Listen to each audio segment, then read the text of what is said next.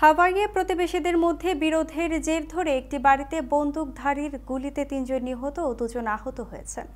ঘটনায় second degree হত্যার অভিযোগে গ্রেফতার হওয়ার অপর এক বাসিন্দার গুলিতে পরে নিহত হন ওই বন্দুকধারী।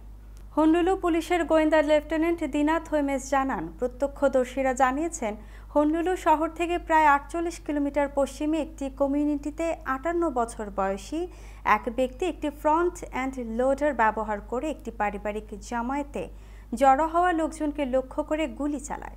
এতে ৩ নারীর মৃত্যু হয়।